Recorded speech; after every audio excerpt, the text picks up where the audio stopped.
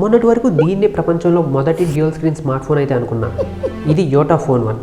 కానీ ఈ మధ్య గ్రూప్లో అయితే ఒక సోనీ ట్యాబ్లెట్ పోస్ట్ చేశారు. దాని గురించి రీసెర్చ్ చేసేటప్పుడు తెలిసింది ఏంటంటే ఖచ్చితంగా world's first dual screen device అదే అయిద్దని అనిపించింది నాకు. ఇది తప్పు.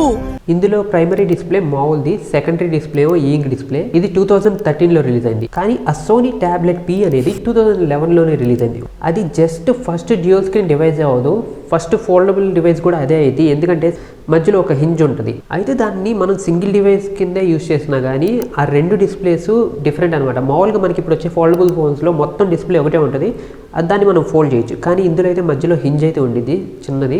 అందుకే అది world's first dual screen device, ఇంకా ఫోల్డబుల్ డివైస్ కూడా అదే అయింది.